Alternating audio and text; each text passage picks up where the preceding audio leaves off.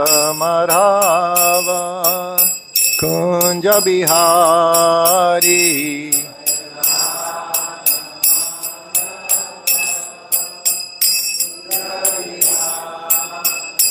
Jaya Radha Madhava Kunja Bihari Jaya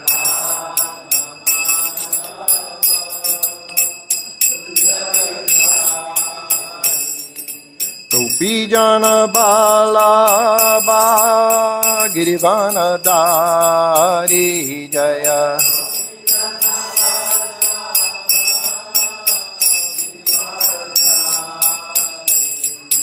Gopijana Bala Girivana Dari Jaya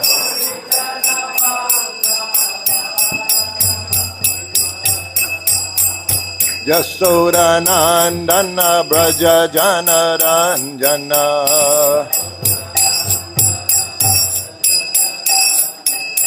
Yasoda Nandana Braja Jana Ranjana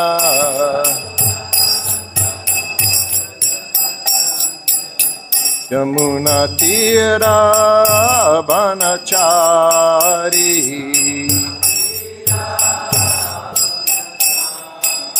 Yamuna Tira Banachari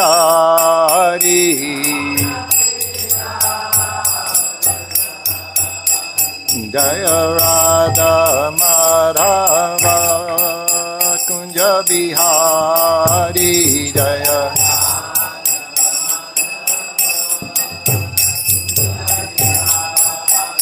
Jaya Radha Madhava Kunja Bihari Jaya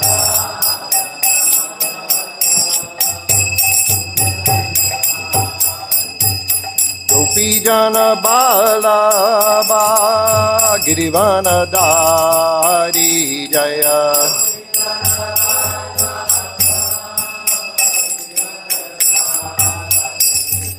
Gopijana Bala Girivana Dari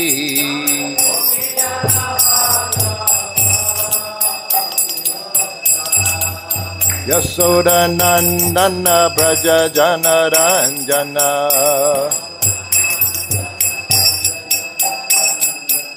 Yasoda Nandana Braja Jana Ranjana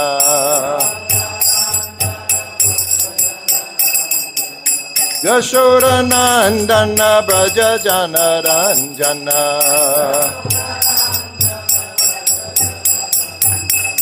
Jamuna Tira Banachari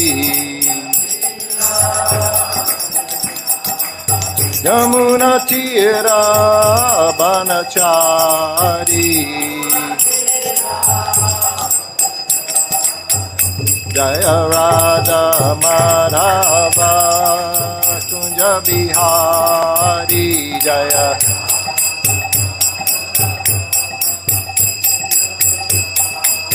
Jaya Radha Madhava Kunja Bihari Jaya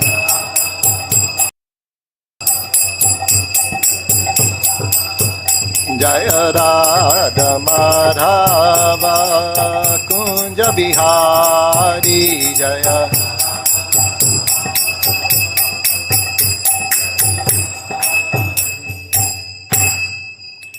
Jai Om Vishnupad Paramahansa Parabhajakacharya Asatara Satasri Shrimad His Divine Grace A.C. Bhaktivedanta Swami Srila Prabhupada Ki Jai.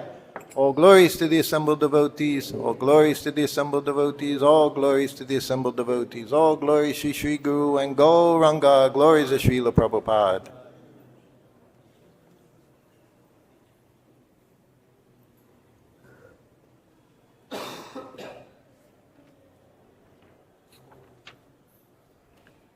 What is the text number? 166, right?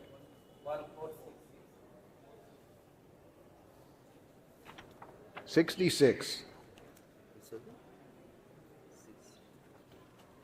Thank you. can you get me get the Bhagavatam? Fourth canto. Fourth canto.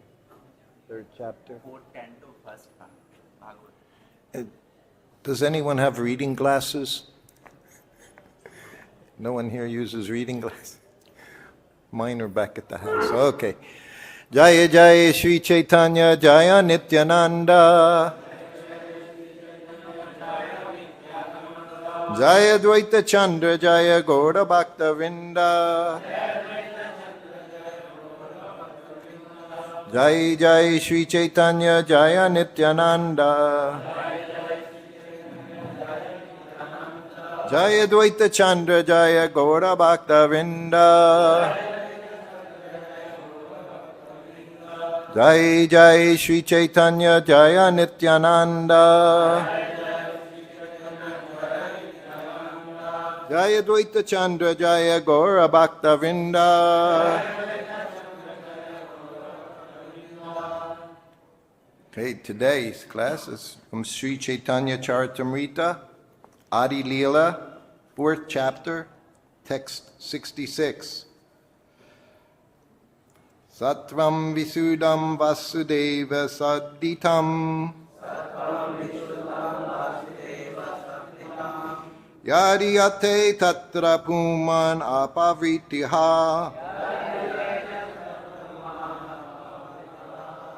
sattve ca tasmin bhagavān vāsudevo adhokṣajo me manasā vidhīyate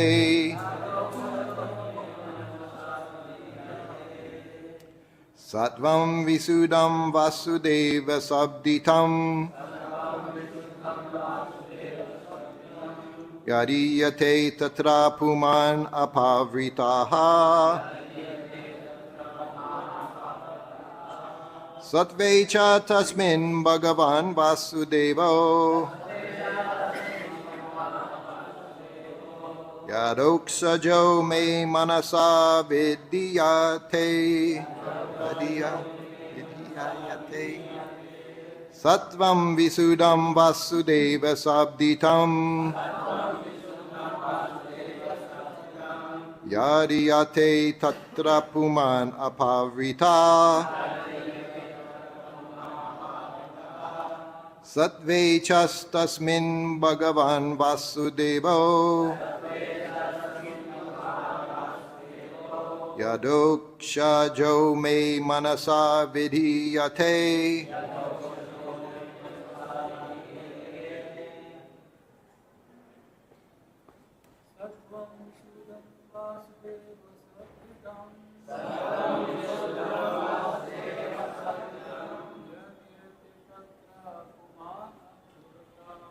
Vidhīyate tatra pumān apāvṛtaḥ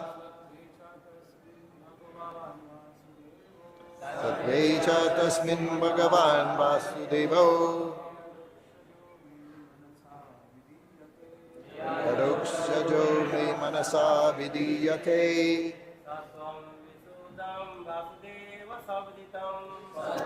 viśuddhaṁ vasudeva-śabditaṁ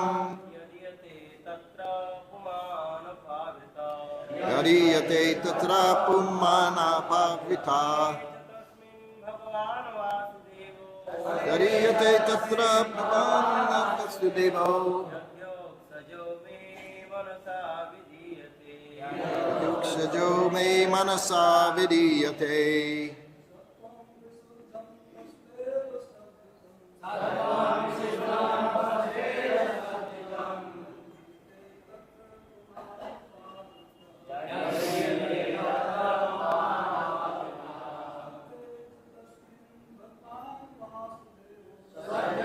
Tasman bhagavān vāsudevo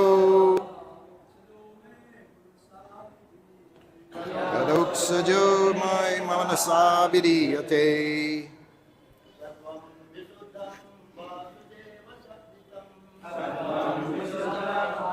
vidhīyate vidhīyate tatra pumān apāvṛtaḥ sattve tasmin bhagavān vāsudevo adhokṣajo me manasā vidhīyate. Mataji's.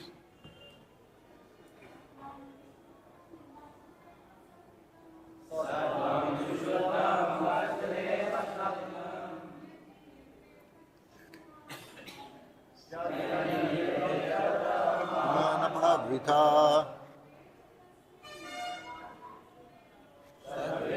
Tasmin bhagavān vāsudevo adhokṣajo me manasā vidhīyate.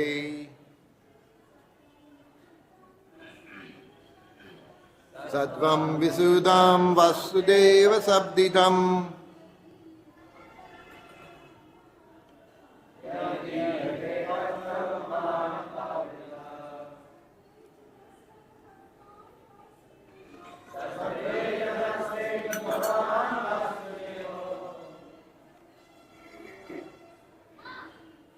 adhokṣajo me manasā vidhīyate. Sattvaṁ. There's no fourth canto.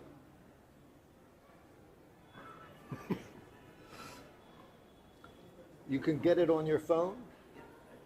Get it on your phone. 4:323. Sattvaṁ, existence. Viśuddhaṁ, pure. Vasudeva-śabditaṁ, named Vasudev. Yat, from which. īyate, appears. Tatra, in that. Pumān, the Supreme Personality of Godhead. Apāvṛtaḥ, without any covering. Sattve, in goodness. Cha, and. Tasmin, that. Bhagavān, the Supreme Personality of Godhead. Vasudeva, Vāsudevo. He, certainly. Adhokṣajo, who is beyond the senses. My, manasā, by the mind. Vidhīyate, is procured. Translation: the condition of pure goodness, Shuddha sattva, in which the Supreme Personality of Godhead is revealed without any covering, is called Vasudevo. In that pure state, the Supreme Godhead, who is beyond the material senses and who is known as Vāsudevo, is perceived by the mind. Can repeat. The condition of pure goodness, Shuddha sattva, in which the Supreme Personality of Godhead is revealed without any covering, is called Vasudevo. In that pure state, the Supreme Godhead, who is beyond the material senses and who is known as Vāsudevo, is perceived by the mind. Purport by His Divine Grace, A.C. Bhaktivedanta Swami Srila Prabhupada. This text from Srimad Bhagavatam, 4th Canto, Chapter 3, Text 23, spoken by Lord Shiva when he condemned Daksha, the father of Sati, as an opponent of Vishnu, confirms beyond a doubt that Lord Krishna, his name, his fame, his qualities, and everything in connection with his paraphernalia exist in the Sandhini Shakti of the Lord's internal potency. So we have here, of course, a verse from Srimad Bhagavatam, which Prabhupada gives a very nice purport in there, so I thought I would have to read this as well. Even the verse itself, Prabhupada here says in the 4th canto, I am always engaged in offering obeisances to Lord Vasudeva in pure Krishna consciousness. Krishna consciousness is always pure consciousness, in which the Supreme Personality of Godhead, known as Vasudeva, is revealed without any covering. The purport. The living entity is constitutionally pure. Hi ayam purusha. In the Vedic literature, it is said that the soul is always pure and uncontaminated by material attachment. The identification of the body with the soul is due to a misunderstanding. As soon as one is fully Krishna conscious, it is to be understood that one is in his pure, original, constitutional position. This state of existence is called Shuddha sattva, which means that it is transcendental to the material qualities. Since this Shuddha sattva existence is under the direct action of the internal potency, in this state, the activities of material consciousness stop. For example, when iron is put into a fire, it becomes warm, and when red hot, although it is iron, it acts like fire. Similarly, when copper is surcharged with electricity, its action as copper stops. It acts as electricity. Bhagavad Gita 14:26 also confirms that anyone who engages in unadulterated devotional service to the Lord is at once elevated to the position of pure Brahman. Mam chayo vyabhyacharena bhakti yogena sevate sagunan samhitaitan brahma bhuyaya kalpate. Therefore, Shuddha sattva, as described in this verse, is the transcendental position, which is technically called Vasudeva. Vasudeva is also the name of the person from whom Krishna appears. This verse explains that the pure state is called Vasudeva, because in that state, Vasudeva, the Supreme Personality of Godhead, is revealed without any covering. To execute unadulterated devotional service, therefore, one must follow the rules and regulations of devotional service without desire to gain material profit by fruit of activities or mental speculation. In pure devotional service, one simply serves the Supreme Personality of Godhead as a matter of duty, without reason, and without being impeded by material conditions. That is called Shuddha sattva, or Vasudeva, because in that stage, the Supreme Person, Krishna, is revealed in the heart of the devotee. Srila Jiva Goswami has very nicely described this Vasudeva as Shuddha sattva in the Bhagavat Sandarbha. He explains that Astatara Satta, 108, is added to the name of the spiritual master to indicate one who is situated in Shuddha sattva, or in the transcendental state of Vasudeva. The word Vasudeva is also used for other purposes. For example, Vasudeva also means one who is everywhere or all-pervading. The sun is also called vasudeva-śabditaṁ. The word Vasudeva may be utilized for different purposes, but whatever purpose we adopt, Vasudeva means the all-pervading or localized Supreme Personality of Godhead. In Bhagavad Gita, chapter 7, text 19, it is also stated, Vasudeva sarvamiti. Factual realization is to understand Vasudeva, the Supreme Personality of Godhead, and surrender unto Him. Vasudeva is the ground wherein Vasudeva, the Supreme Personality of Godhead, is revealed. When one is free from the contamination of material nature and is situated in pure Krishna consciousness, or in the Vasudeva state, Vasudeva, the Supreme Person, is revealed. This state is also called Kaivalya, which means pure consciousness. Jnanam sattvikam kaivalyam. When one is situated in pure transcendental knowledge, one is situated in Kaivalya. Therefore, Vasudeva also means Kaivalya, a word which is generally used by impersonalists. Impersonalist Kaivalya is not the last stage of realization. In Krishna consciousness, Kaivalya, when one understands the Supreme Personality of Godhead, then one is successful. In that pure state, by hearing, chanting, remembering, because of the development of knowledge of the science of Krishna, one can understand the Supreme Personality of Godhead. All these activities are under the guidance of the internal energy of the Supreme Lord. The action of the internal potency, and this goes on,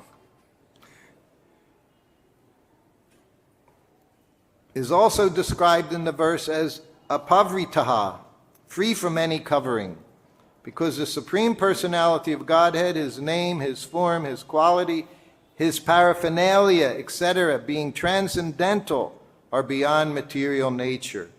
It is not possible to understand any one of them with the material senses. When the senses are purified by the discharge of pure devotional service, rishikena rishikesha sevanam bhaktir uchyate, the pure senses can see Krishna without covering. Now one may inquire that since factually the devotee has the same material existential body, how is it possible that the same materialistic eyes become purified by devotional service?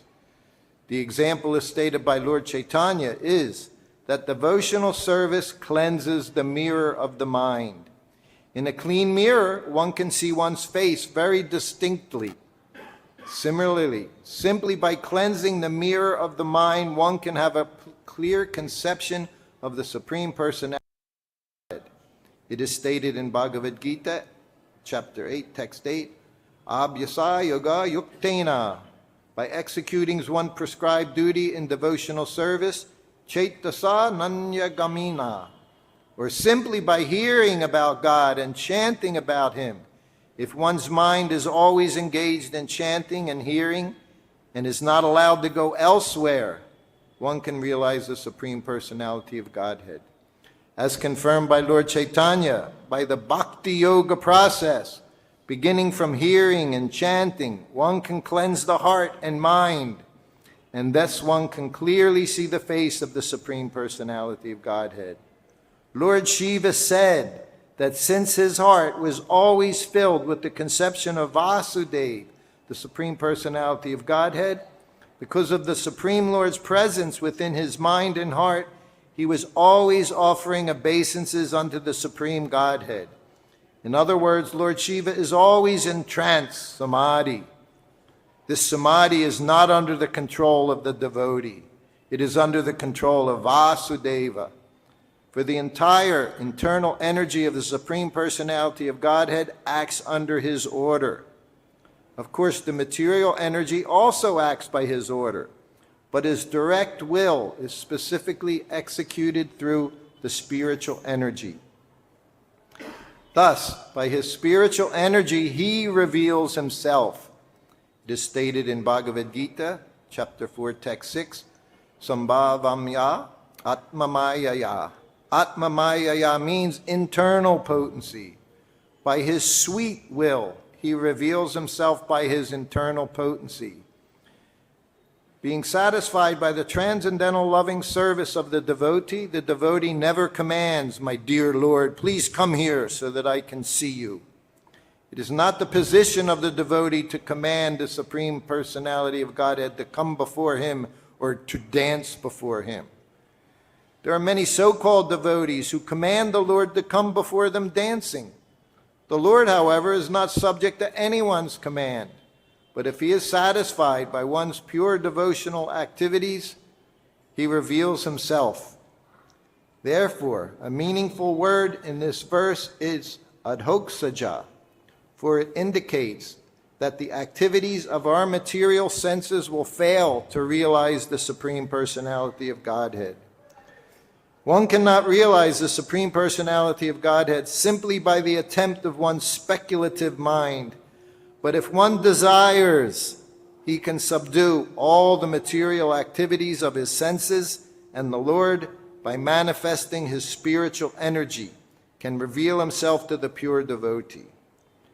When the Supreme Personality of Godhead reveals himself to the pure devotee, the devotee has no other duty than to offer him respectful obeisances. The Absolute Truth reveals himself to the devotee in his form. He is not formless. Vasudeva is not formless, for it is stated in this verse that as soon as the Lord reveals himself, the devotee offers his obeisances. Obeisances are offered to a person, not to anything impersonal. One should not accept the Mayavad philosophy interpretation that Vasudeva is impersonal. As stated in Bhagavad Gita, prapadyate, one surrenders. One surrenders to a person, not to impersonal non-duality.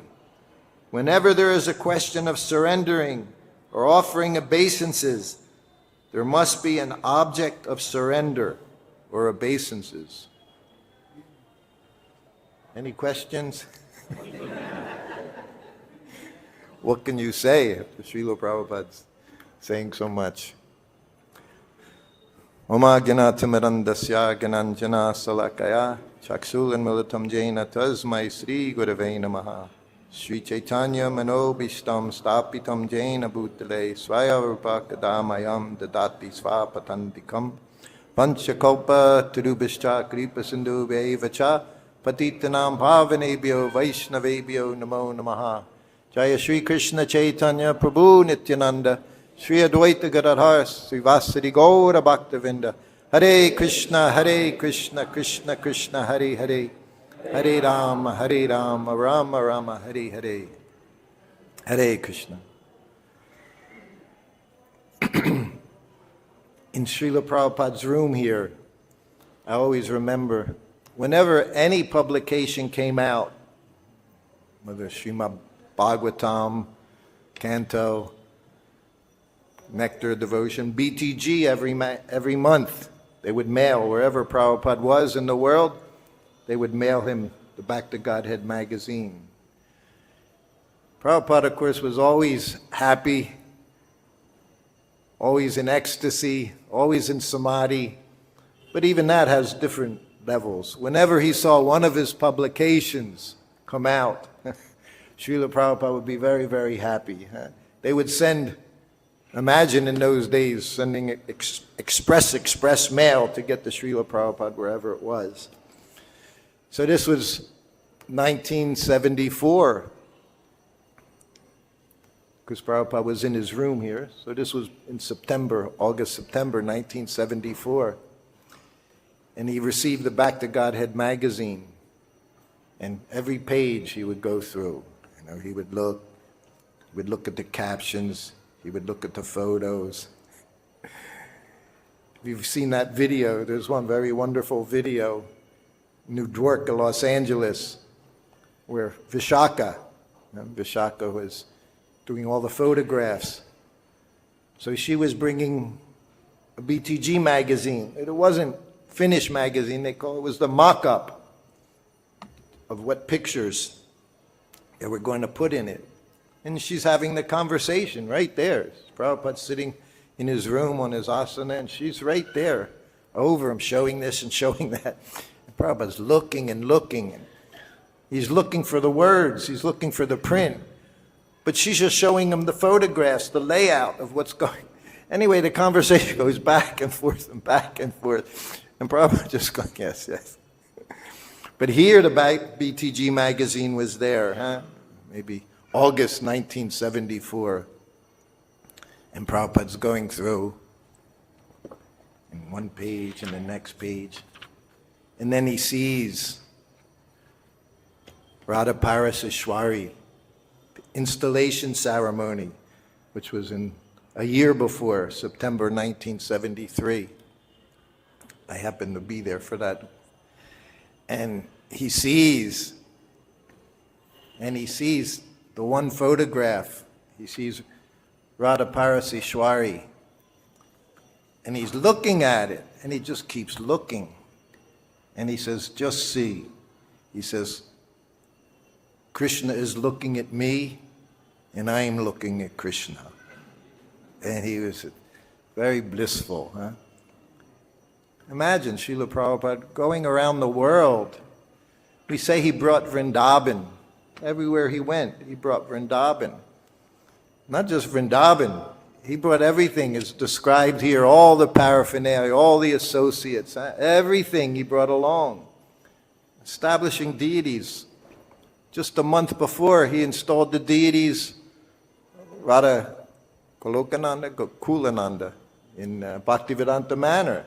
He installed them. Then a few hundred kilometers away, he installs the deities in Paris. We know he installed Krishna Balaram, 1976, New Mayapur. He installed Krishna Balaram. But as he says, not only we're looking at Krishna, every morning we look at Krishna, we look at Gaur Nitai, we look at Krishna Balaram, but to say, and they're looking at me, this Sudha Sattva, huh? Prabhupada says over again, not just devotional service, pure devotional service. One has to come to that level. No other desire than to serve Krishna. And in that situation, there's no, they say, material conventions that one has to follow. I always say my most enjoyable times was when Prabhupada wasn't in the temple, because he didn't act like everyone else. He had no concerns. This person's doing this, this is doing that. He was always on a different level. Huh? So many devotees will tell you, they don't see Prabhupada didn't leave footprints. Unfortunately, I always saw that he was walking and he was touching the ground. But some will say he didn't touch the ground, he did this, he did that. But he was definitely never within the material world. The pure devotee is never within the material world, always in the spiritual world. And as he gave so many analogies about the iron rod and the fire. Huh? If you ever haven't seen that, look at it sometime. You can just take a little video, watch an iron rod as it becomes hotter. It becomes orange, red hot, like it says. And whatever it touches, immediately on fire. In Hawaii, we lived in Hawaii some years ago, 6-7 years ago. There was a volcano on the Big Island, active volcano. And it was erupting. It went over houses, all kinds of things, this whole little town. People built their houses there because they sold the land cheap. The land was cheap because it was in the volcano. It was in the volcano path, of the lava path. They're not thinking, they're just thinking, hey, I got a good deal on a piece of land on the Big Island in Hawaii. But then came this, blah, blah, blah, blah. If you watch, very, very slow. You can walk right in front of it as it's moving along. And we did that. You go just at sundown, because then you can see, very beautiful, very wonderful. But that's what it is, the lava, red, red hot. And what happens when it cools down? It becomes hard, stone, lava rock. It's hard stone. But that, if it becomes hot enough, it could leak, going everywhere. So anyway, we went and saw that. And sometimes I would use that analogy in my own life, being with Srila Prabhupada, because what happens, when you're with a pure devotee, you can understand sometimes where we are, our level of Krishna consciousness, when you're with someone who is purely Krishna conscious. And then you can understand, I have a very long way to go. Because Prabhupada was that iron rod. And when you're around him 24 hours a day, you have two choices. One is you become hot, you become pure. You give up all your material desires. You just want to serve Vāsudevo Krishna. You just want to serve Guru and Krishna. Or your material desires are there, and that hot rod, that hot iron metal, it starts to burn you because you haven't become on that platform. Huh? I say, Prabhupada, what? How many servants in 10 years? 12, 13 servants in 10 years. Srila Prabhupada didn't change servants. He didn't change, he never said, get out of here. Maybe except the Hari case, he told him to get out. He said, go preach in Russia. Hari Kesh was very vocal, something I wasn't when I was with Prabhupada. I was very, very quiet. Unless he asked me a question, I very rarely would ask him anything if it wasn't about my service. But Hari Kesh, he was kind of the opposite. He would sometimes even challenge Prabhupada. Wasn't a bad thing. Prabhupada, everyone has their nature. Prabhupada could engage everyone. But with Hari Kesh, you could see he needed to do something else, not be, because he was acting as servant and secretary. And he told that to Prabhupada, or Prabhupada told that to him. I want you to go Russia and preach. He became upset, Hari Kesh. He was very emotional. I think Italian-bodied person, so he had some emotions. No. Why? Prabhupada said, all you do is argue. Everything I say, you argue with me. He said, no, I don't.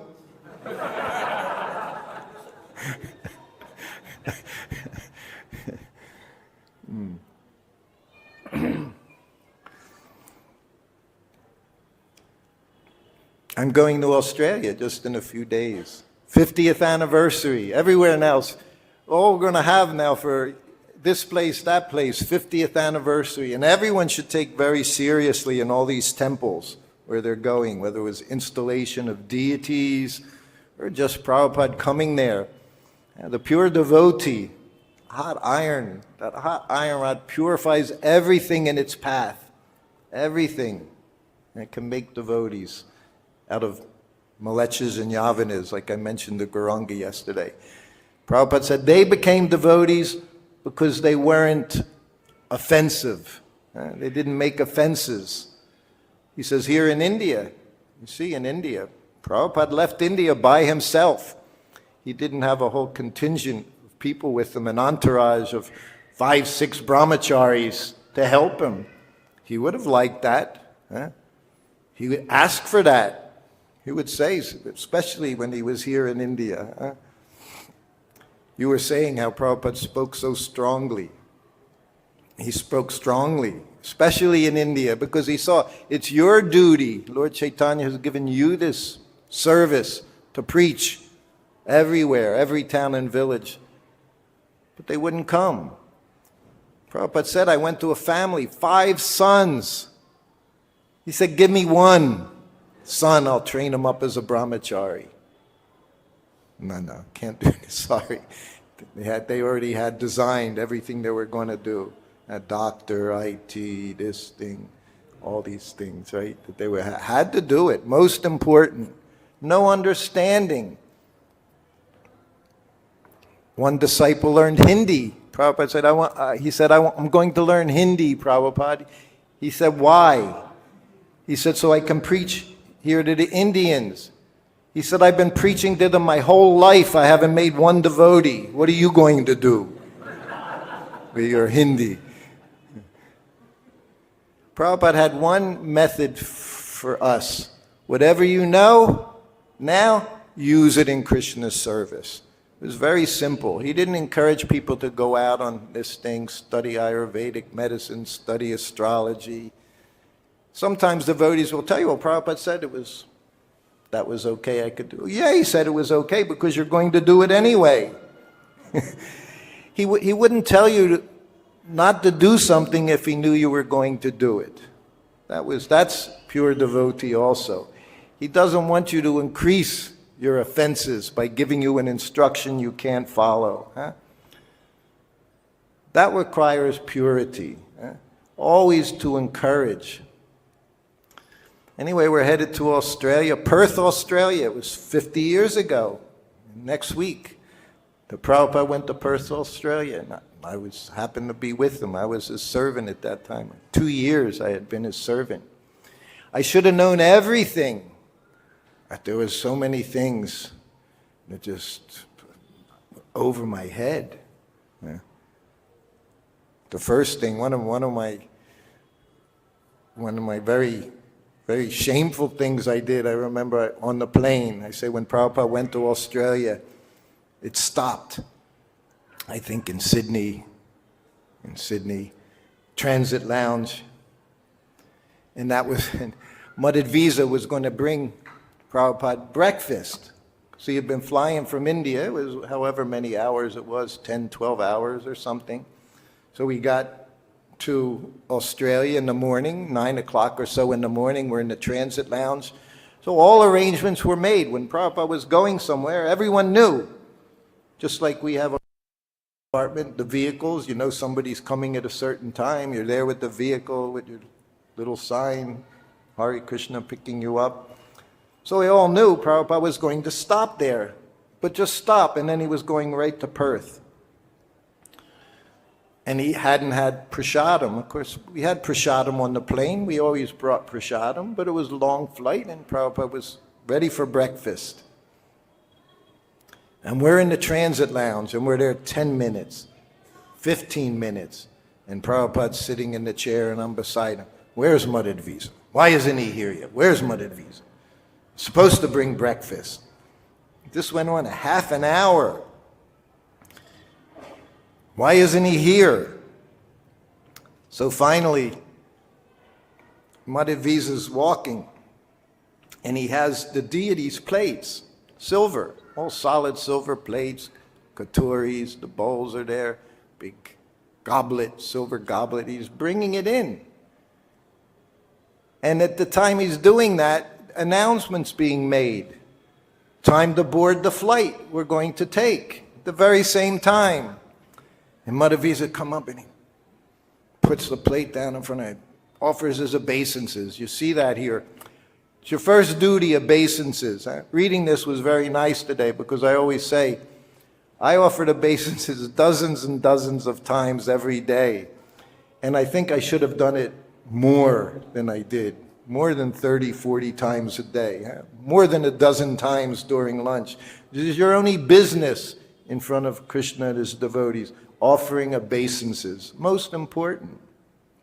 He offered obeisances, he gets up. Prabhupada said, what happened?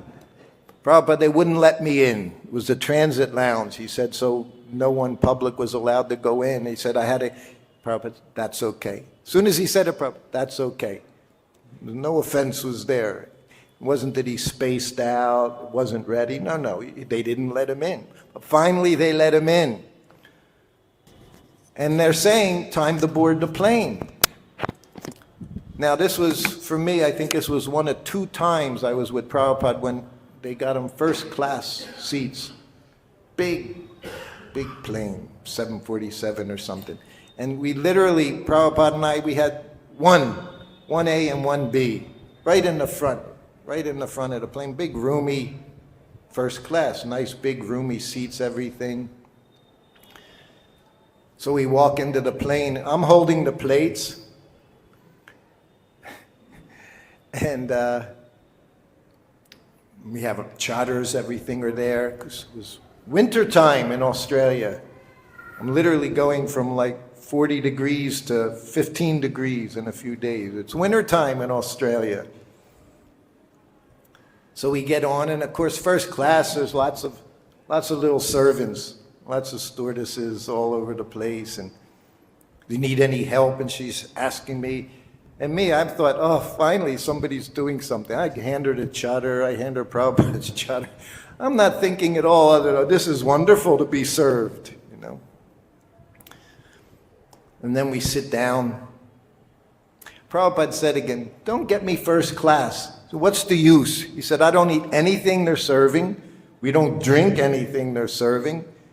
And Prabhupada wasn't 2 meters tall. He was 1.5 meters tall or so. He said, I don't need big seat. Why waste the money? That's the pure devotee as well. You don't waste anything. We all know so many stories. Prabhupada saying, why is the fan on in that room there? Nobody's in the room. Why is the fan on? Don't use the fan to dry the floor after it's mopped. Don't waste You'll know how Krishna conscious you are by understanding everything is Krishna. And is all we want to do, serve Krishna, not take service from him. We want to serve.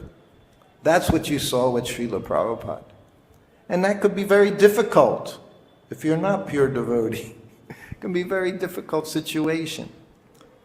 So anyway, it was. We're boarding the plane. Didn't take long.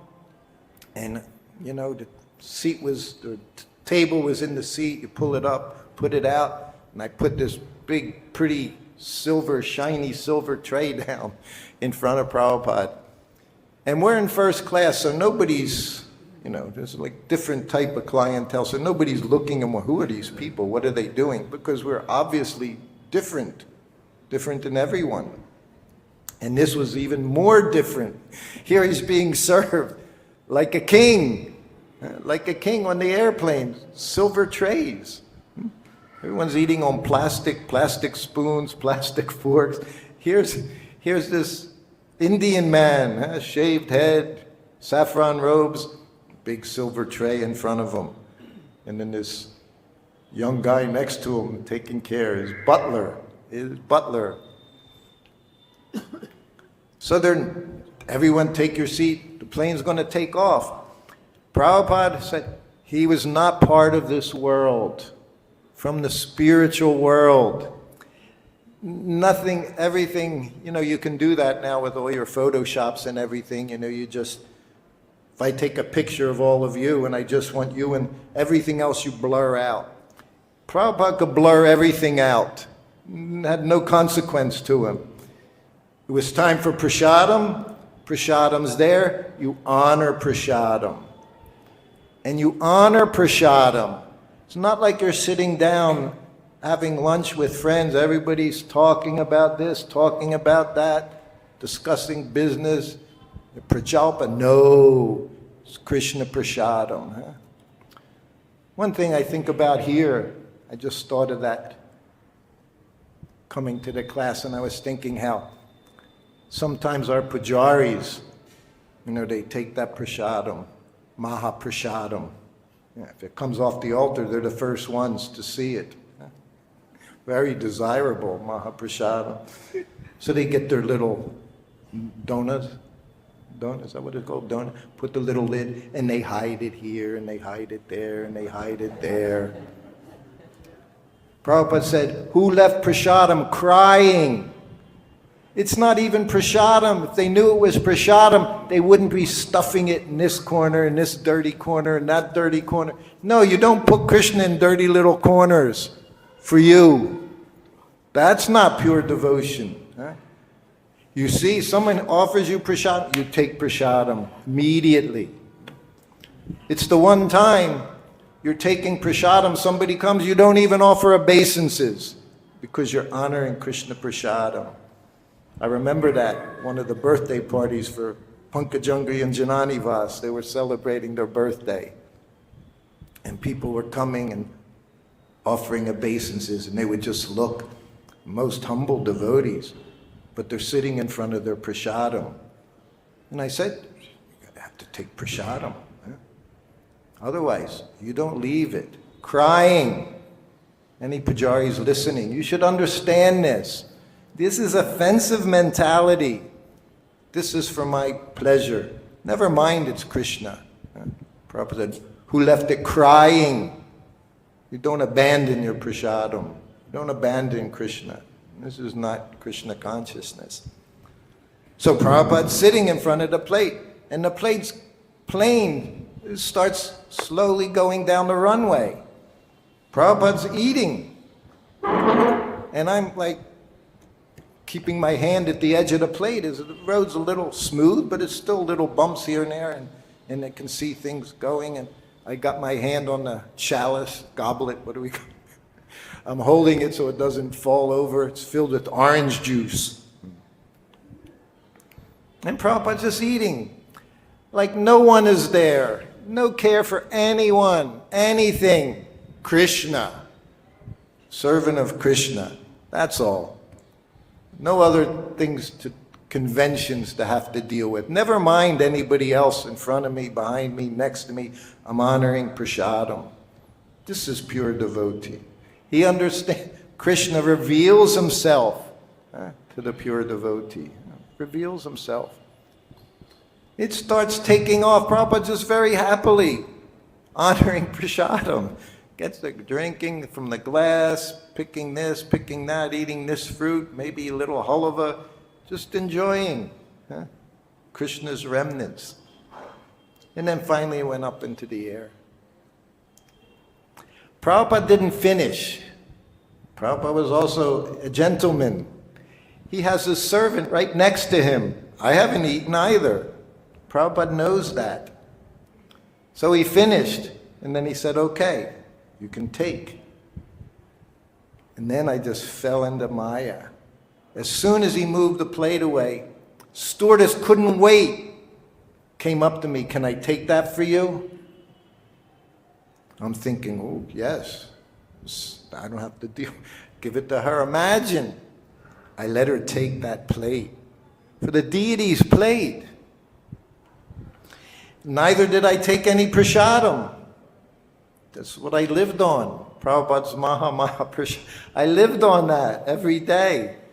But I got so bewildered that this young woman offered me some service, I said, just take it. Prabhupada didn't say anything. The flight wasn't a long flight, maybe an hour and a half, maybe 2 hours. And I'm still very unconscious in Maya consciousness. I didn't think anything. I'm just happily sitting in my first class seat thinking, oh, it's finally nice to be taken care of properly. That was what I'm thinking, And all these people, they're like little servants now for this 2-hour flight. He didn't say anything. So then finally, plane lands. And the stewardess comes right away, gives us our chutters, everything. I was completely... You say Krishna gives intelligence, memory, forgetfulness. Well, I was in serious forgetfulness of what I was supposed to be doing. And we're leaving. Walking, we're very close to the exit door. We're in first class. So we come to the exit door, and she hands me this bag, brand new bag with all the plates in it. And she hands it to me. And I'm like, thank you, clean plate, she cleaned. I thought she did some service for the pure devotee. That's how I justified my nonsense. My nonsense. And Prabhupada looked at me. He said, where's the prasadam? Oh, you laugh. I didn't laugh. No, it wasn't funny. Looking back, it was a very good lesson, but it wasn't funny. He just looked at me, he said, where's the prasadam? I think it was the first time Prabhupada chastised me more than ever, and he didn't even raise his voice. He just looked at me. You nonsense rascal. That's what I saw in his face. You rascal. You just let her throw that away. His Maha Prasadam, not just deity's prasadam, taken by the pure devotee. And I was so inattentive. Krishna consciousness means attentive. Every moment, every second, attentive. I was so inattentive. I didn't even think about it. And then it got worse. Now we're in Perth, and it's like morning walk. It was like 12 degrees or something Celsius, and it was cold. And we had just come from India, which was hot, very hot. Now, 40 degrees. And Prabhupada looks at me, where's my coat? Oh, he already destroyed me, and now it was the next morning. You didn't bring my coat? And he just shook his head. I had to call his coat with was in England. It got left in England. I remember we got in touch with Hansa. He shipped the coat, Prabhupada's saffron coat. So then he had it for the rest of the time. He stayed in Perth for a week. Every day he had that coat to wear. But not because I was paying attention. I wasn't. But no conventions. Prabhupada followed no conventions. I'll tell one more little story, then we can have one or two questions. My favorite time where Prabhupada showed he's not part of this world. You know, Prabhupada speaks about his Guru Maharaj, saying he could have stayed, but he left. He figured his business was finished. He left. Prabhupada was the same. I hear these things. Sometimes I read it. Whenever I read it, I become so upset. I usually don't respond. Somebody again, I saw they said, Prabhupada could have lived another 10 years if he had taken Western medicine. A godbrother, not great-grand, no, a godbrother of mine said that, and I thought, that's not right. Prabhupada left exactly when he was supposed to leave. Prabhupada says, the pure devotee, everyone has, you have so many breasts, I have so many breasts, you have so many breasts. When those breasts are done, you're gone. But he said Krishna can arrange for his devotee. That means pure devotee. He can arrange for his devotee to stay longer if he likes. So Prabhupada stayed, as we know that prayer. Krishna, if it's your desire. Devotee has no other desire than to serve. And as I mentioned in that, what was it, Ram Nomi, when I spoke that day, Prabhupada didn't have any material disease. It's not possible. When one is red hot, iron, not possible for any disease to attack that. They always talk about diabetes. No, I say he had devotees, not diabetes. He had disciples. And he said, taking on all those disciples, all those malecha disciples, had consequences, even after their initiation. And Prabhupada said that right under the tamal tree. Don't let them touch my feet, even my disciples. He says, reaction is there. So this is what we did. Whenever Prabhupada left, whatever he did was not due to any material disease. He says that very clearly. I don't know the verse. Maybe you do, Nandana Prabhu. Where Prabhupada says, the pure devotee, his body completely transcendental, completely purified, uncontaminated. It doesn't touch in this material world. What's the question of getting some disease? To think like that shows we have no understanding. Anyway, the story I was going to tell was also on Prabhupada flying. Most favorite times, Prabhupada flying. So it was a very long flight. And I think it ended up in Bangkok. And it was one of those 1 o'clock in the morning, 2 o'clock in the morning, and we're in the transit lounge. Not only just, we had to transfer planes, transfer tickets, everything was different. So all the luggage got unloaded. It was a big room like this. There was hundreds of suitcases. And Prabhupada was sitting down, and he said, take bath. That's what he said, I need to take bath. This was 1973. There's no showers. There's no nice, airports were not nice places. Not very nice places, mostly all around the world. But he said, I need to bathe. Yes, Prabhupada. So I found his suitcase. I got a fresh set of clothes, got his gamsha, got his towel, got his lota. All these things, Prabhupada's paraphernalia, transcendental paraphernalia. I got everything, and we just walked into the bathroom. And it's just this big, huge, nasty bathroom.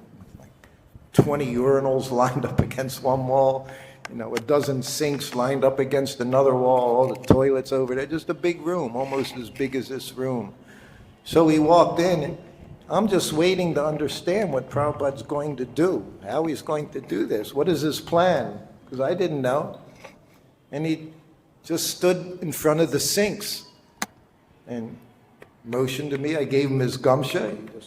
He would have his way, like put around him his gamsha, dropped his cloth, dropped his kopin, everything, took his kurta off, helped him take his kurta off, and wrapped his gamsha around him. And then he's like, okay.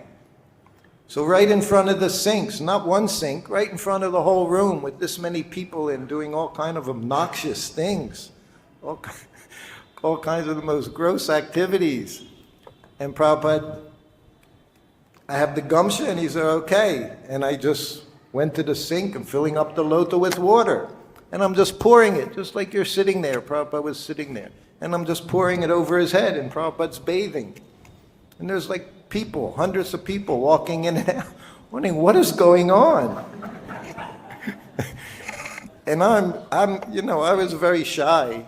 Still some of that's still there. I was very kind of a shy person. So for me, it wasn't the easiest thing to do, but of course I had no choice.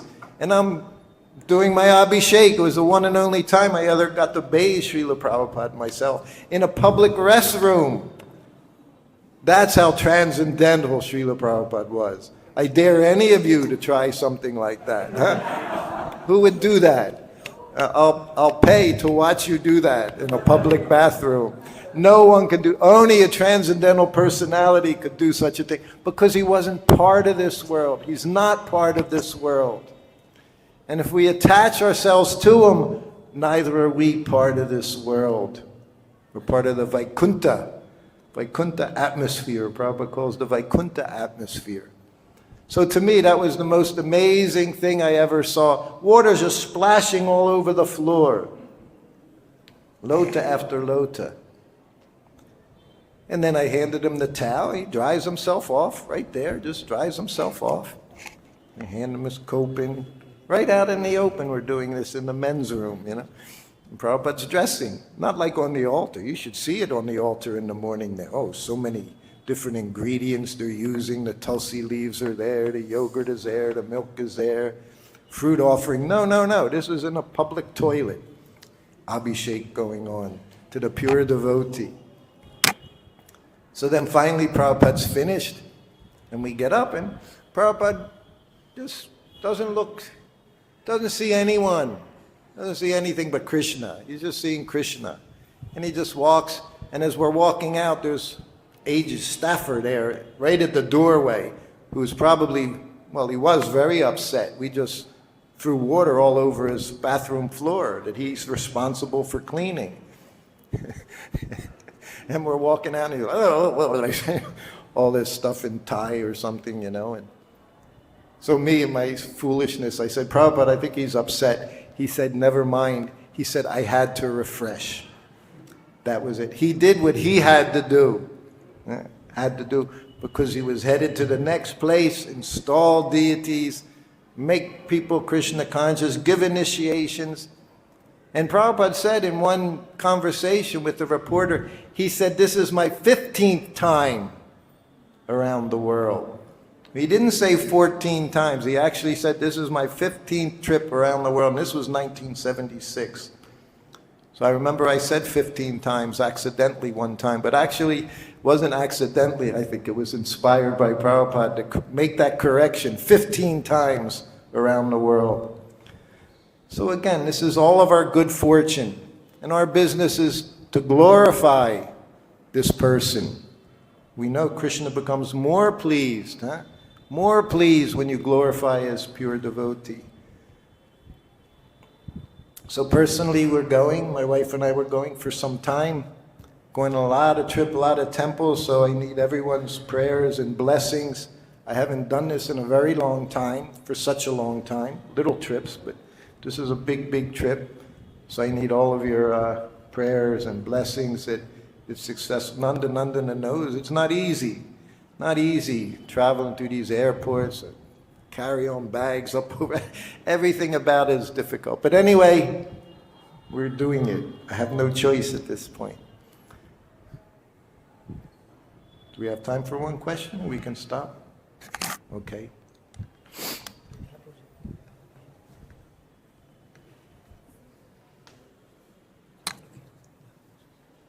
Hare Krishna Prabhu.